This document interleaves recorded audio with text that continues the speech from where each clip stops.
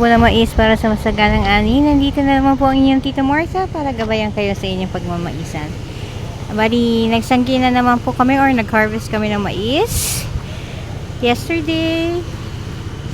Actually, ang i-harvest na namin mais is 2 hectare land, and ang ano po, ang binhi po na nagamit namin is Decalb 8131S. Disclaimer lang po, lahat po ng product na mababanggit ko sa ating video are not sponsored products, and lahat po na mapamamaagi namin na ginagawa sa ating videos are based on our experience as a corn farmer. Ito po bali ang Decalb 8131S. Yan. Kung makikita nyo, maganda naman po ang tubo. Pero kasi po medyo uminit po during the reproductive stage po. Medyo mainit po kasi siya. Hindi po umulan ng pila ka days. Kaya we are so worried na medyo mababa po ang ating mga harvest ngayon. Pero hopefully we're grateful kasi at least meron tayong na-harvest, and ito pong harvest natin ngayon is just the average po na nakukuha namin dito sa area na to. Actually, we're hoping for a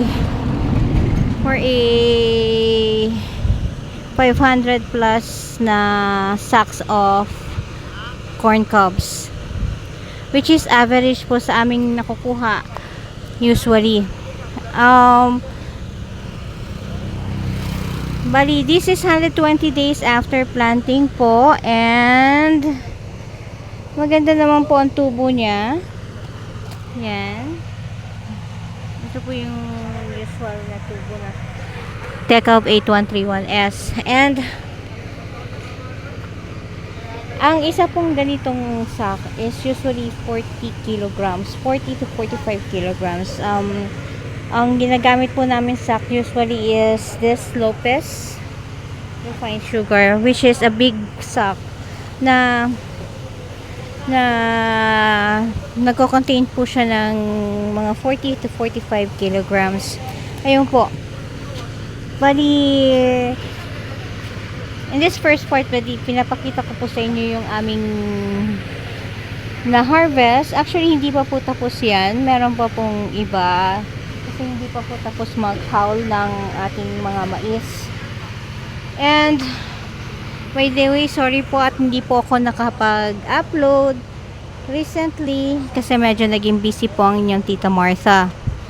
Ayun po.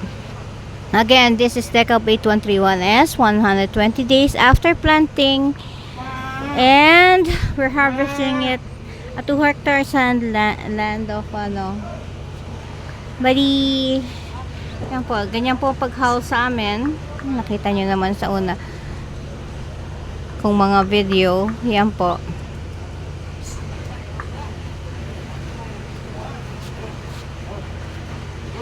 Ayun, na tanim ito actually is November. March. Ayun. November 20 ang natanim namin ito. And as what I have said a while ago, it is 120 days after planting. Ayan po yung ating mga mais na actually nung bandang January kasi, during the time na dapat 60 days after planting, yun po yung mga reproductive stage po. Medyo uminit po siya for almost 3 weeks. Kaya we're worried na na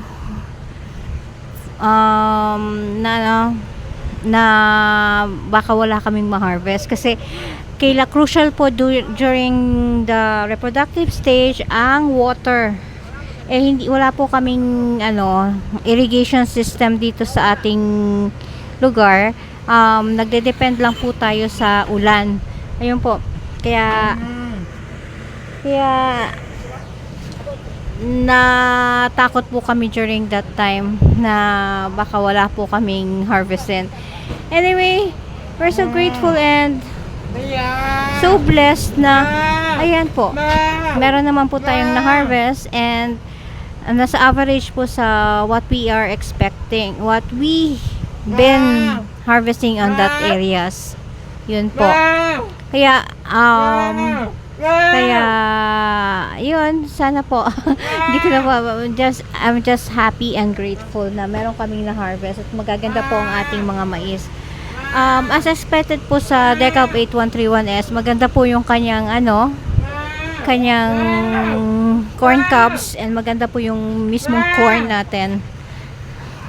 Ito po, medyo maliit lang siya pero at least kung makikita nyo naman po, maganda ang kanyang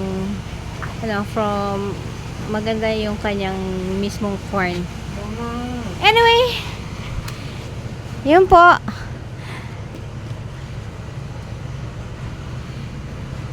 Sana po may natutunan kayo at I'm happy that you're happy that for the support that you're giving to my channel, and thank you so much for all the supports that you've given me. Again, this is your Tita Martha saying happy maisan everyone. I love you all. God bless us all and take care. Have a great day everyone.